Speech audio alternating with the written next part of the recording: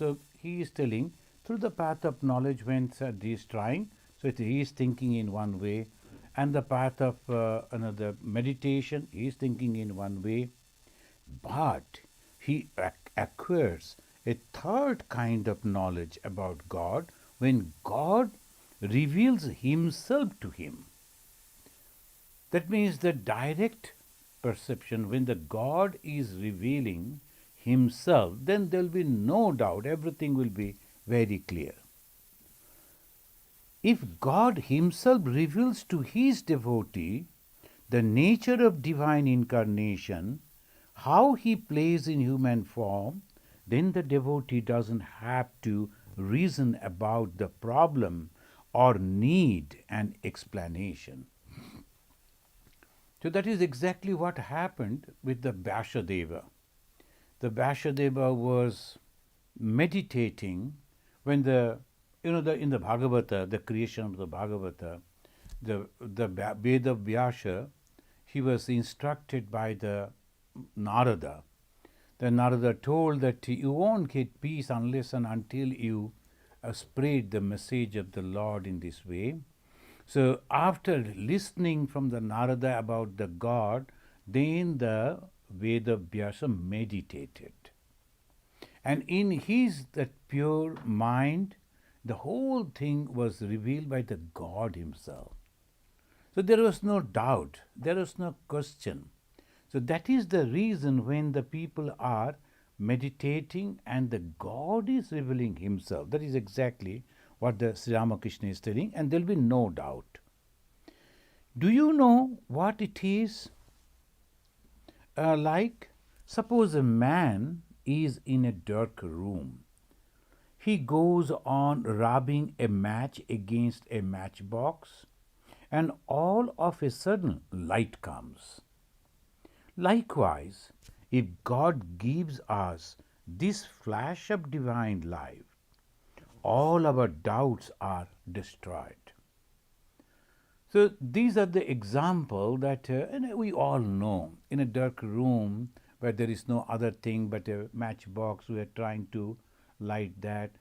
That means we are going on trying to realize God. Every day we are meditating, we are praying to God, reading the holy books, listening to the different discourses, and going on in that way. Suddenly, and we are asking the Swamis, we are asking the people who are expounding the scriptures, they said, what type is the realization? When the God comes, what happens? All this inquisitiveness. But the moment when you are going on trying, suddenly a flash, and then there is no doubt. The completely, everything is very, very clear. So this is what Sri Ramakrishna is mentioning. That means then aparaksha anubhuti is not depending on anything, any explanation, any help, anything. A direct realization. But now the question, those who are not completely having the faith, is it true that God will come? Then for them it is not.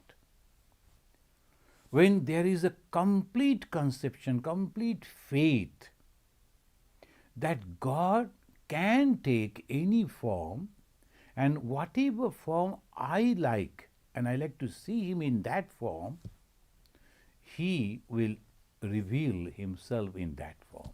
Sometimes I want to see God as Mother. The Mother Durga, Kali, Saraswati, Lakshmi, any form. And the same God will reveal in that.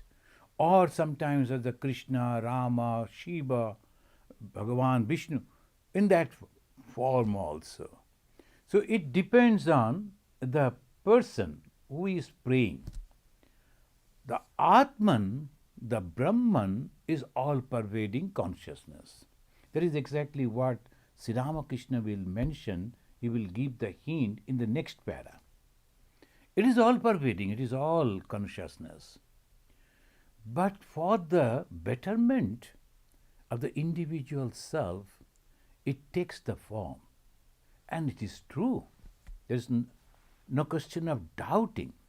Now, how can you say no doubting? Because of the proof. What is the proof? Do you mean that you have realized it? No, but in the proof, there is called Shabda.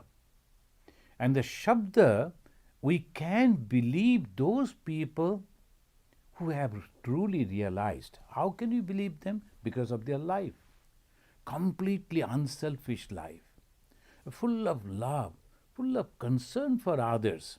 The people are suffering because they do not know what to actually they should do, and that is the way they are suffering. And when they are suffering, at that moment, we can say that the God is guiding them. So this is the way that we have to understand. Now here we find the God himself has come down and has taken the human form, and he is going to house and explaining that this is the way you can realize God. And what he is telling? Pray, pray and pray. When we look at that person, his life is so pure, so simple, so open. He is only concerned to guide those people who are suffering. Why they are suffering? They want to get the joy, but they are thinking that they will get that joy, the permanent joy, just by accepting the worldly things. So this here, things are going on, discussions are going on. Sri Ramakrishna asks Narendra to sit by his side. He tenderly inquired about his health and showed him much affection. Narendra to the master, why? I have meditated on Kali for 3 or 4 days, but nothing has come of it. And of course, Narendra's meditation is completely different than our meditation. Then we know that those who have read the biography of Swami Vivekananda, even when just he was a child, he was not knowing even, he was not aware. Even at that time, he used to see the light in between the 2 eyebrows and slowly used to go into sleep. Why? Afterwards, Bhagavan Sri Ramakrishna explained he was a rishi.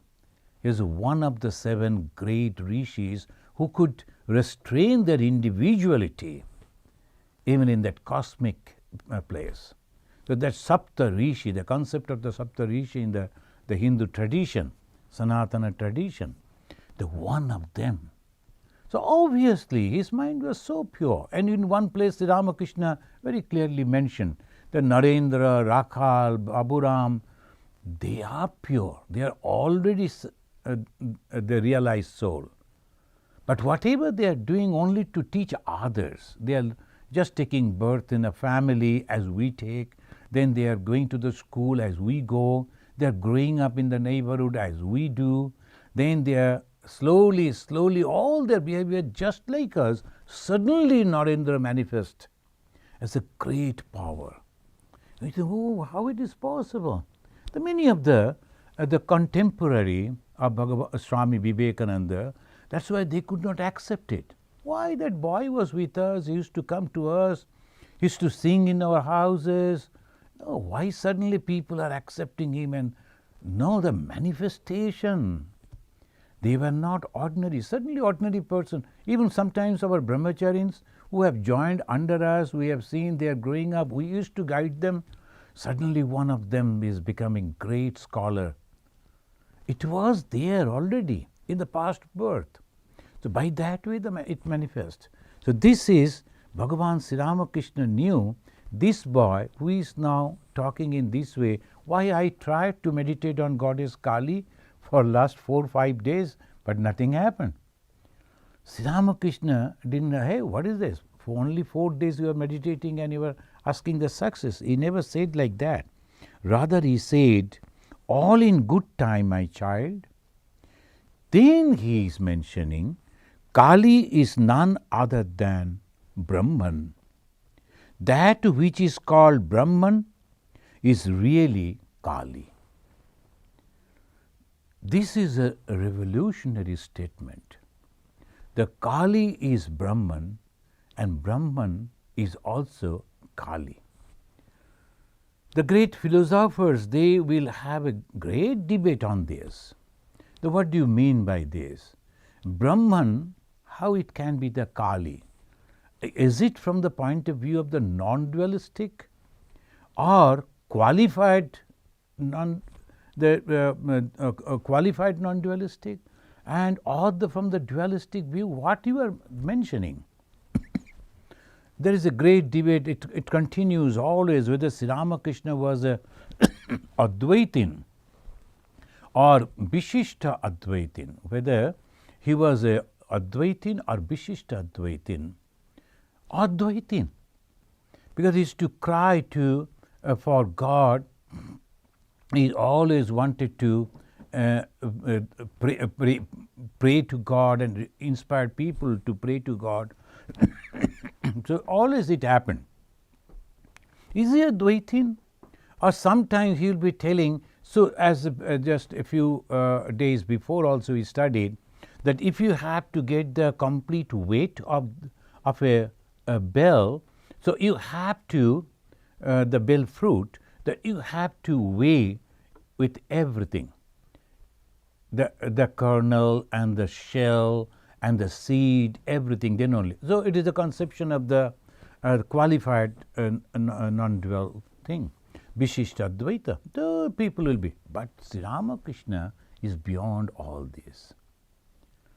So we have heard the senior Swamis, they are mentioning, he was beyond all this. That's why sometimes he has mentioned that this experience of this, mentioning him, the Sri Ramakrishna, has gone beyond the Veda. This is, the Veda is nothing but the experience of the rishis.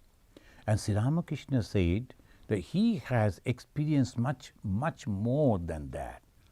Ekhankar Anubhuti, Ved, Vedanta, chhadiye geche.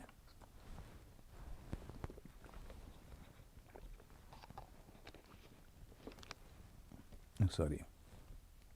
So this is the way when we look at it. Sri Ramakrishna is mentioning the Kali is Brahman. Brahman and Kali are not different. He is again and again mentioning this. Brahman and Kali are not different. They are like fire and its power to burn. If one thinks of fire, one must think of its power to burn. If one recognizes Kali, one must also recognize Brahman. Again, if one recognizes Brahman, one must recognize Kali. Brahman and its power are identical. It is Brahman whom I address, Shakti or Kali. Friends, those who have read the biography of Sri Ramakrishna, you know, on this particular point, he taught his own guru, Vedantic guru, Totapuri ji. Totapuri was not ready to accept the Kali, concept of Kali. Most of the people in those days, even today also, they will be thinking the Kali means he is cutting the head of the people and all that. But Kali is nothing but the manifestation of the power. The Brahman, when working, that is called, the power of Brahman is Kali. Now we will come to some of the discussions, maybe we will just mention over here while we are discussing the gospel of Sri Ramakrishna, that Totapuri ji, a Vedantin, a pure Advaitin, never believed in this. But one day he felt terrible pain in his stomach. And it was impossible. He tried to meditate, and he was a great yogi. So obviously he could take out his mind from the body. But that day he could not do that. He tried hard. Then ultimately he was thinking, see, this body, what is the use of this body? For the realization of the Brahman, the Atman, I have already done it. I have realized Brahman. Now this body is giving me so much of pain and that is why I cannot concentrate the mind. So let me destroy this body. And thinking in that way, he thought that he will go down in the Ganges and kill himself and committing suicide. But that day, the whole Ganga, the huge Ganga, at that time, there was no water at all. And the poor man was walking, and the water was only knee deep. And he was a huge, big person. He couldn't do anything. Then standing over there, when he was shouting, "What is this? This is a great miracle. There is no water in the Ganges." The Sri Ramakrishna then told him, "Why? You were not accepting the power? The power, the mother can do anything. That means the power of that Brahman can do anything. It is possible. You have to accept it." And great Totapuri accepted that, and then only he went away. Shankaracharya, the same thing happened with him, the power. And that story goes in this way, that one lady was sitting with her dead body, her husband, dead husband. Then Shankara was supposed to go through that. And in Kashi, that's all narrow lanes. That's famous, the Kashi's lanes. The Shankara told the mother, "Can you please take that dead body little one side so that I can go to the Ganges?" Then that lady told, "Why don't you ask the dead body to move?" Well, I can understand that because your husband has passed away and you can't think properly, how can a dead body move? You have to take it. Then why? You always say that everything is consciousness. If that is so, there's no power in the consciousness that can help the dead body to go away. So what is there? Then the Shankara understood it, that this is the power of God. It is possible. The power should be accepted as we accept the intellect, the consciousness. At the same time, the same consciousness also manifesting, and that manifestation, according to Bhagavan Sri Ramakrishna, is the Shakti, the power of the Kali. That is what he is mentioning over here. So this is the one thing that we find. And in Bhagavan Sri Ramakrishna also the same way gave this knowledge to his beloved disciple, this Narendranath. Narendranath never accepted Goddess Kali because he was at that time influenced by the Brahma Samaj. Brahma Samaj always used to say that it is only the Parabrahma and nothing is there, and they used to criticize Goddess Kali a lot. That's why in those days, there's mostly the educated people, they used to avoid the Kali temples. Now, and this Narendra, who was also the member of the Sadharan Brahma Samaj, founded by the Keshav Chandra Sen, he never went to the Kali temple. And those who have read the biography, and that a time came when the Narendra, suddenly they became poor. They was not having any money. So Narendra was thinking what to do. He tried his best to get a job. He couldn't get anywhere. No one could help him. Then ultimately he had to come to his guru, the Bhagavan Sri Ramakrishna, and he requested, "Can you please request your mother? You always say that if you pray, the mother will listen. Can you please pray on my behalf so that I can get a job?" And that beautiful incident, the great incident that changed that Narendra to Vivekananda. The Sri Ramakrishna told, "Why should I pray? You better go. You don't accept God Kali. That's why you are suffering. Go and pray." Then the Narendra went and he saw it is not that only that image, the stone image. It was truly that goddess Kali. And and he was a pure soul, naturally, he was not afraid. Sometimes people, when they see the manifestation, most of the people, those who have the first experience, they said, "We were so much afraid." He went and he saw the goddess Kali. the manifestation of the Brahman in that form, and he prayed. Not the job, not the money, not the social position, but the knowledge and liberation. That 3 times he did, not 1 time. Not that just he went and he saw it as his imagination, not like that. As because Narendra was always the very, very critic, and everything he used to judge and then accept, Sri Ramakrishna forced him to go thrice, 3 times. You go and pray, go and pray, go and pray. 3 times the same thing happened, and there was no doubt. Then Sri Ramakrishna, and he came back with great joy. And when you are full of joy, you like to sing, to give that expression, because it is so much wailing within the heart, what to do. You feel like shouting. And then he came to Sri Ramakrishna and told, can you please teach me a song that I can sing? And what song Sri Ramakrishna taught? Most of us, we all know, it was nothing but the Advaita concept of the goddess Kali. Ma tam hi tara.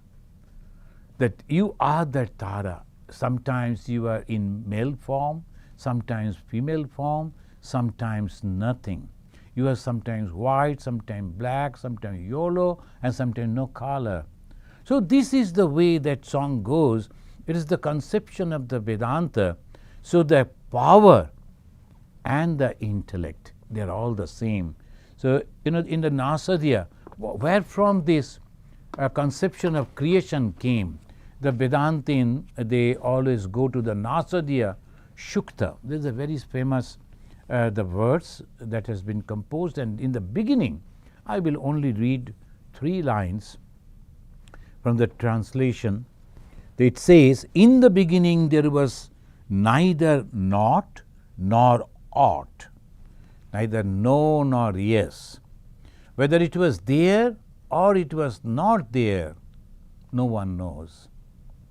So the moment you say it is not there, that means the conception of that particular thing you are having. So some people, when they say there is no God, but they are indirectly accepting the existence of God. Because when you say God is not there, it means what? You have the conception of the God, idea about God, and then you don't find over here, so you say the God is not there. So that is why it says that in the beginning there was neither not nor ought. There was neither sky nor atmosphere also. That means there was nothing. And the expression, this is the beauty. How through words you are going to tell something which is unspeakable. You cannot explain, it is impossible. It's only the feeling, it's only the realization that the Rishi who wrote that Nasadiya, it is not a composition that one after another he just chose the words and mentioned, not like that. That we can understand how difficult it was for him to express his own realization in through words. In words or in through words he was expressing, there was neither sky, the conception of the Vyoma. Vyoma means the space. When in the rockets people are going to the space and they are experiencing that nothing is there all around. Suddenly there will be the stars from the distance are passing like that. But how far it is.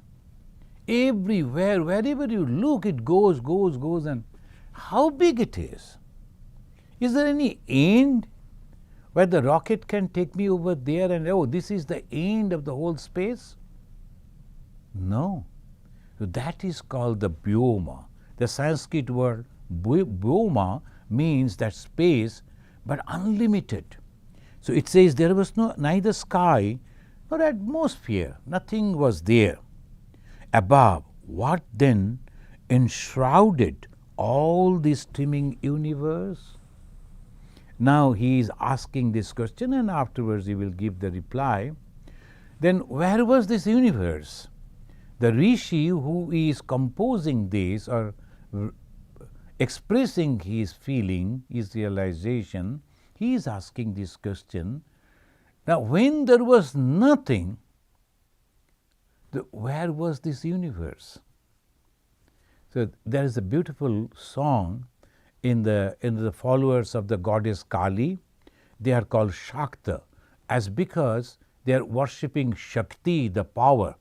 It's not the knowledge. Those going for only for knowledge are called the Vedantin.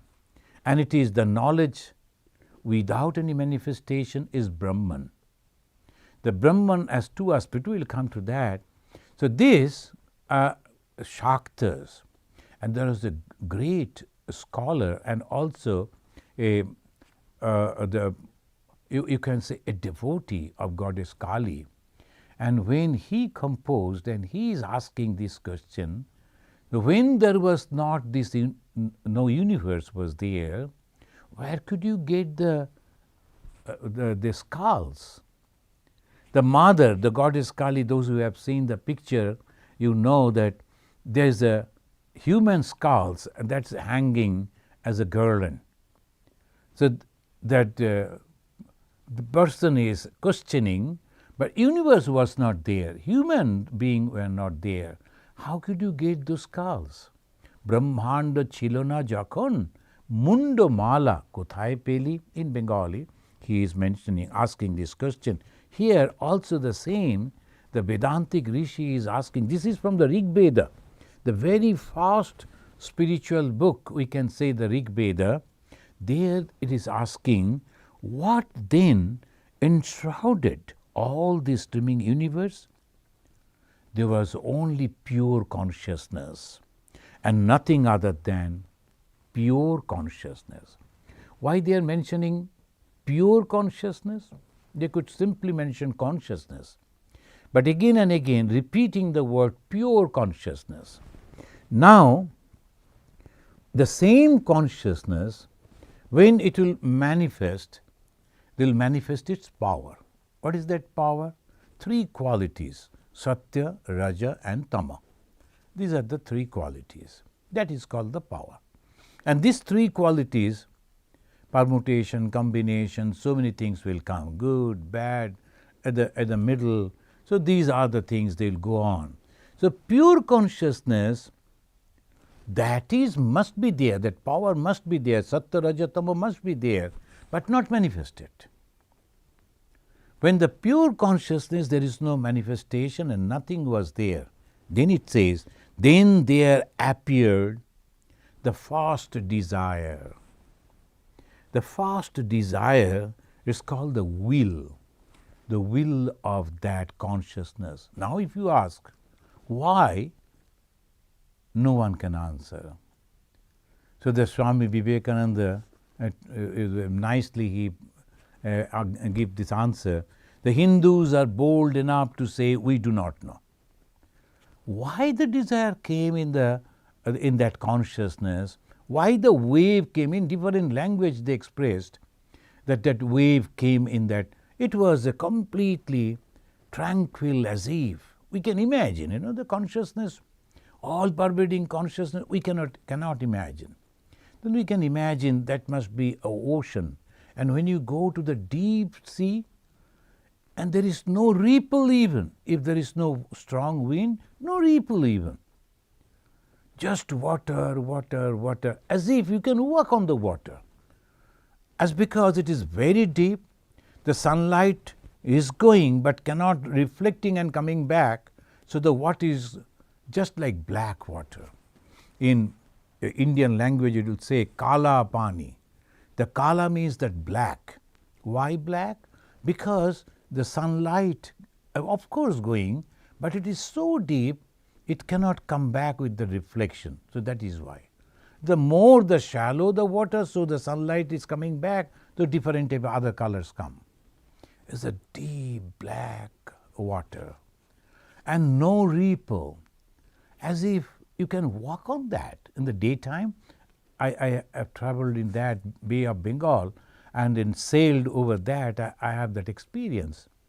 So I have seen the water in that way. So there was nothing, the pure consciousness. Suddenly a gusty wind comes, and that without movement, suddenly that water swells up. Huge, the big, all the water will come, and the waves after waves. Where from it came? Desire. What is that desire? The wind. Here, in the case of that, the tranquil water of the ocean suddenly swelled up because of the wind.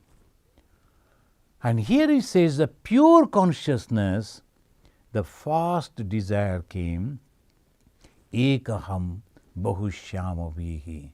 I am alone, I like to be many. The moment that consciousness, as if thought in that way, that is called the seed of the creation and the power manifested, and that is exactly what Bhagavan Sri Ramakrishna said, it is Kali. It is not, you cannot differentiate it. As you cannot differentiate the fire and the burning capacity of the fire, can you? We cannot. So obviously it is just like that. That desire, that will, that power, the Sattva, Raja, Tama, that is manifesting, creating, preserving, and once again taking it back. Everything is happening. The same way we can think the tranquil water of the ocean, suddenly a desire came, it swelled up, and it came as a one after another, the rose, and then suddenly there is no wind, it goes back to the water again, and there is the same tranquil water, not even the ripples. Forget about the waves. So that is same way the creation, manifestation, sustenance, and goes back to the same. From where it came, it goes back to the same. So what is mukti? For what for? We have left our hearth and home and trying to realize that Brahman, and we are constantly striving to get that understanding that this manifestation, this body, this mind, and this name, the form, and all associated with all this is very, very temporary. As the waves of the ocean, the big wave, medium wave, small wave, and then the crest on the top of that wave, there is again the white crest is there, that is also water, and they will be as if we can imagine, and if some of the movie makers make it as if the waves are competing and they are telling, see, I am strong and I have the wonderful crown on my head, then suddenly there was no wind, the desire goes back, and they all again go to the same water, and where the big wave, small wave, nothing was there. So this manifestation is same like that, according to the viewpoint of the Vedanta. Then Sri Ramakrishna is telling, now as because you are within the realm of the Maya, the word Maya means the power of God, you have to accept this.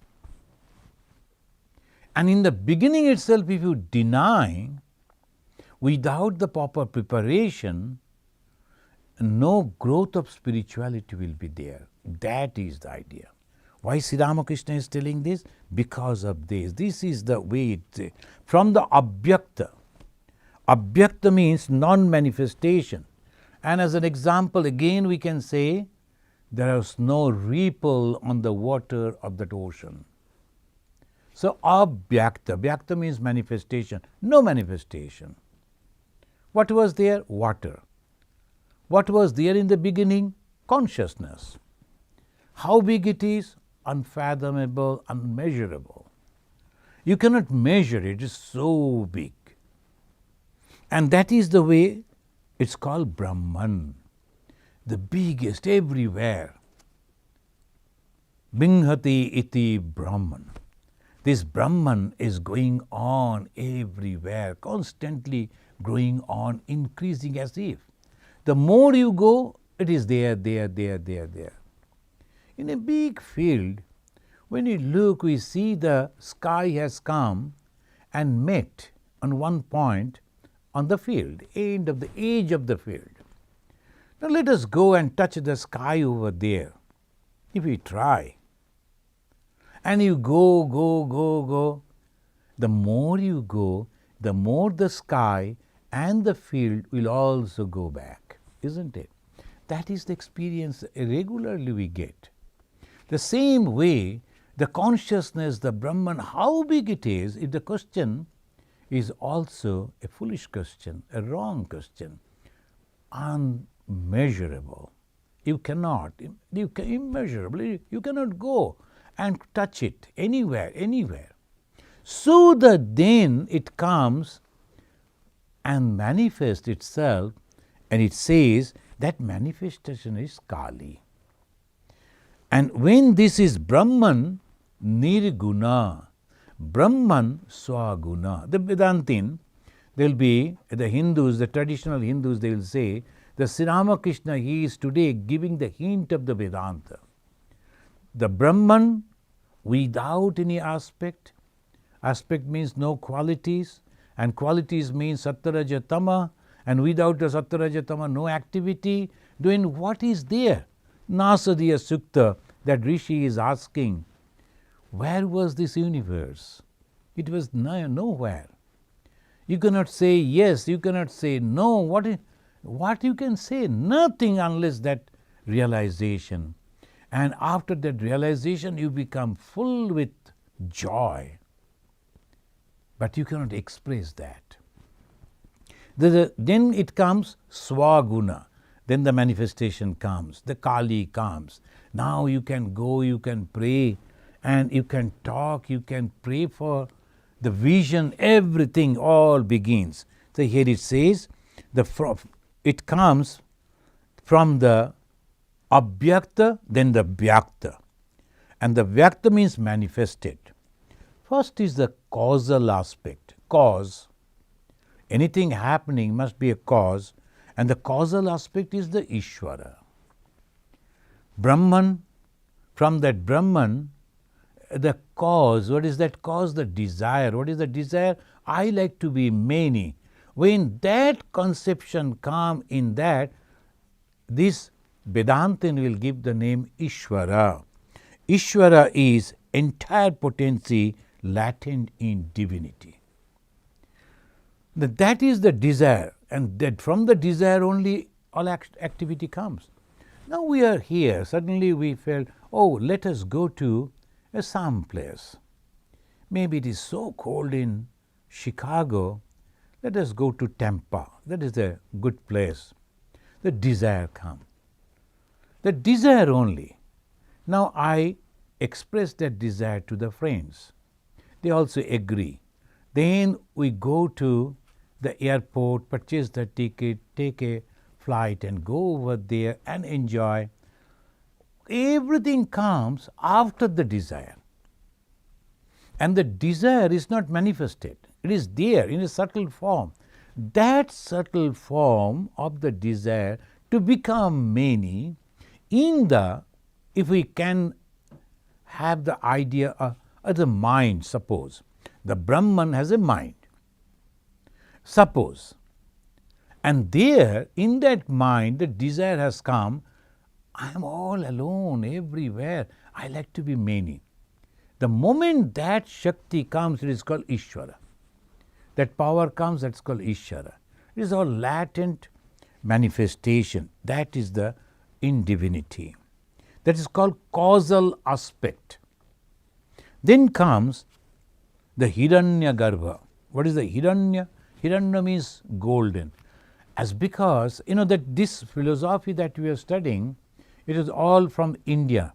And India was having lot of gold. And in the ancient time, then afterwards the people from different places of the world, the people came, they took out all that. Now not much. But the Indian, you will find all this traditionally at the time of the Vedic time also, the gold was there. And this particular the material was loved by everyone. So they gave the name, the Garbha, the womb, cosmic womb is like a gold egg, Hiranya Garbha, the cosmic egg. The cosmic life, that also not manifested, subtle form. First is the Ishvara, which is just thinking, the thought, all potency is there. Then, in a subtle way, things have started taking shape, subtle way, not fully manifested, and that is called Hiranyagarbha or Sutratma, two names. The second stage, that is called Hiranyagarbha. And this causal state and then Hiranyagarbha or the Sutratma or the cosmic spirit. Then the third step. What is that third step? Gross aspect. It's called Virat. The first is Ishvara, then Hiranyagarbha or the Sutratma, and the manifested form is the Virat, totality of living things. Bhagavan Sri Ramakrishna went to pluck a flower and suddenly he failed. Oh no, I should not. Because all this flower garden, as if worshipping the great God, all pervading God. In his language, Virated Puja is the worshipping, all this garden is worshipping that great God. Virata. What is that Virata? Is a sum total of all the manifested thing. So this is the Brahmana, the Nirguna, and the Brahmana Swaguna with quality, and the same Brahman is coming in this form, and we understand that slowly it is manifesting. And it says the gross aspect is the Virata, a subtle aspect and the causal aspect. It says that in this way, Ishvara is the causal aspect of the manifestation. The Atman is the foundation of the microcosm as seen from the individual point of view. Our own mind is not able to conceive God. The individual comprises body and mind, both finite and limited. This individuality, when given concrete form, is called jiva. And this jiva, in turn, can be classified under three distinct aspects. First is causal aspect. Now, that name that we give Ishvara, then Hiranyagarbha, then Virata. It comes to individual now. And the individual, the name and form, that is called jiva. And the jiva case, what is happening? Again, three states. What? First is the causal aspect. What is the causal aspect? Called prajna. Is the jiva during deep sleep. And in the deep sleep, in the susupti, when there is no even dream, what remains? The consciousness, but it is not original, but the reflection. But consciousness is there. Is the body and the mind cease to function at the time. But still, I remain there. What is that I? That is called prajna. It is that knowledge. It is that consciousness. It is that concept that is there. I am there. Who am I? That is the question goes on, and that is me. When all the time the Vedantin asking, who am I? I am that consciousness. How can I prove that I am the consciousness? In your Shushupti state. What is the Shushupti state? When your body is not functioning because you are sleeping. Your mind is not functioning because you are not dreaming. But still you are there. And that is called the Susupti state in Sanskrit, and exactly that is called Prajna state. Then comes the subtle aspect. What is the subtle aspect? Toijasha. The prajna, then come Toijasha. What is the Toijasha state? In the Toijasha, that time the dream state, swapna, it is not even the gross. I am lying down, people are looking at me that I am sleeping, but I am working a lot. I am dreaming, I am running, I am visiting, I am talking. Whole world is going on. And sometimes in the dream we are, those who are the speakers, they are practicing their speeches, they are thinking so many people are sitting before me, I am giving the talk. And those who are, then everyone in his own way they are dreaming. And the dream world is as real as the present world, awakened world. In the dream world, we never think that it is a dream. And that particular state has a name in Sanskrit called Taijasha. That is individual aspect. In that individual called Jiva, in the Jiva the causal aspect, the very subtle aspect is called Prajna. And the second subtle aspect is called Taijasha. Then third is the gross aspect, the name and form and this world, this manifestation, and that is called Vaishvanara. And in the cosmic it is Virata, and in individual it is Vaishvanara. In the cosmic, when it is Hiranyagarbha, it is called the Taijasha. And in the causal, it is Ishvara, it's called Prajna. The Prajna, Taijasha and Vaishvanara, that is the Jagrat condition. Jagrat, Sapna, Susupti. So this is the way the manifestation comes out of the non-manifest and is again resolved back into the non-manifest. This is the Sri Ramakrishna is, in a very brief, he mentioned like that, I address as Shakti or Kali. It was late at night. Girish asked Haripada to call a cab, for he had to go to the theatre. As Haripada was about to leave the room, the master said with a smile, mind, a cab. Don't forget to bring one.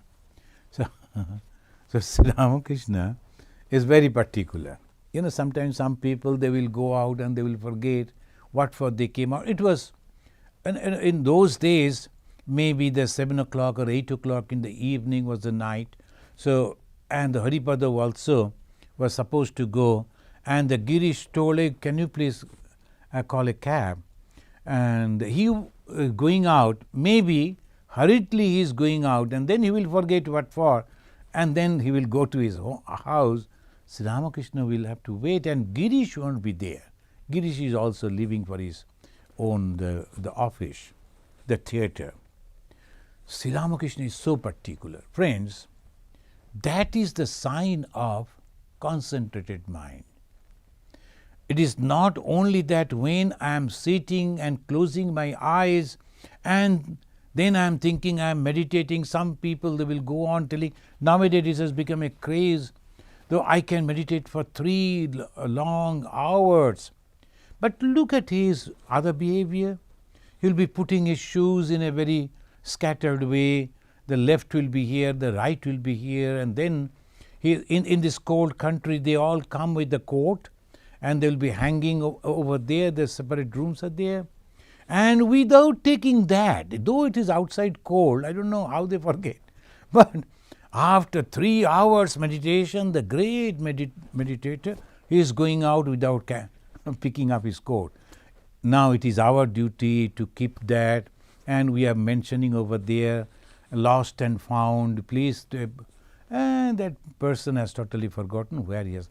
Because he will go inside, it is all warm.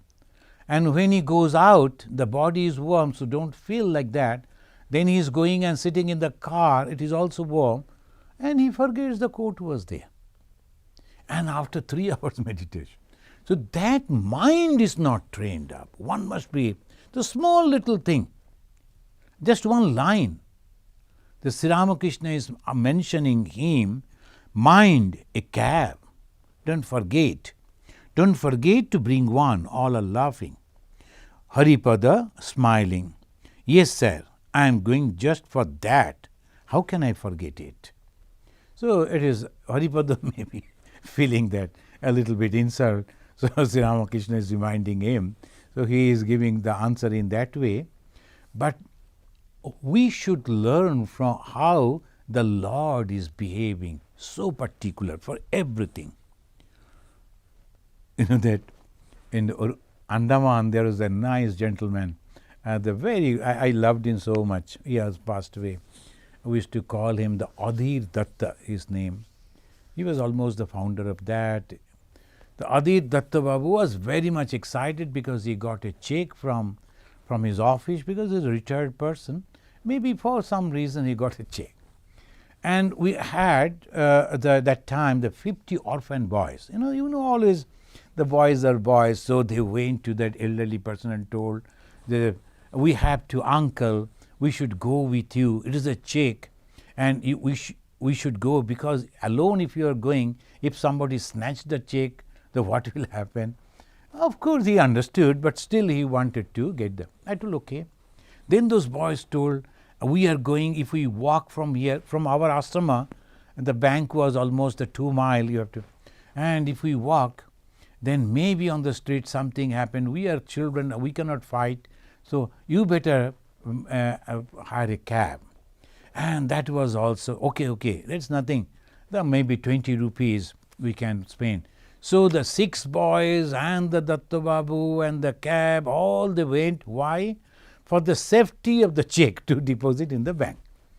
After reaching over there, Datta Babu called me over phone and said, Swamiji, can you please send the check? I left it on my bed. So that is the way I told, okay. So you have gone spending the 20 rupees and in the taxi, and maybe by this time when you were reaching there, they asked you to stop somewhere to have some snacks, because that was a great thing, depositing $15,000 at a rupee in the bank. So that, why I am going? I must not forget that. And in a funny way, one of our Swamiji used to say, see, I never forget. You know why?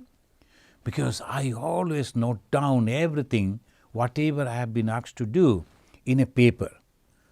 Then, in a dramatical way, he said, but the only thing I forget, that piece of paper where I have noted everything. So this is very, very important. And Sri Ramakrishna is the most perfect. Nothing should be. The Girish, that I should have to go to the theatre and leave you here. Master, no, you must hold to both. Hold to both. King Janaka paid attention to both religious and worldly duties and drank his milk from a brimming cup. Janak Raja Moha Teja, like that is it goes in Bengali, the saying, that he used to drink from both, the worldly and also, but he was a realized soul. The Sri Ramakrishna, this is the beauty. For ordinary thing, okay, no problem. You please go ahead. You have to reach over there in time. But Sri Ramakrishna, again, even in that, when the Girish was telling, I am sorry, I am leaving you over here in my own house and I am leaving. And Sri Ramakrishna mentioned, no, you go. And then immediately he said, all this time you were listening the spiritual talk and the high Vedanta philosophy, and now you are going back to the theatre to do your, like a Janaka, he said, all laughing. Girish, I have been thinking of leaving the theatre to the youngsters. Now listen to this. Immediately, the Sri Ramakrishna answering, no, it is all right. You are doing good to many. Friends, Swadharma. The most of the time the people, they think, so what should I do? When they look at the Swamis, they think, oh my God, they are so happy, they don't have any responsibility, they are so free, and they don't have any bosses, and not like that. In an organization, always hierarchies are there, and the life is different.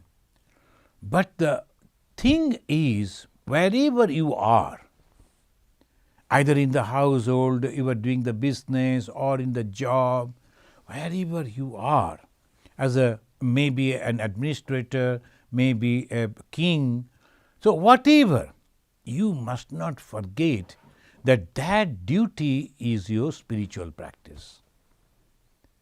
That duty, that is called Swadharma. In Bhagavad Gita it says, Swadharme nidhanam sreya paradharma bhayavaha.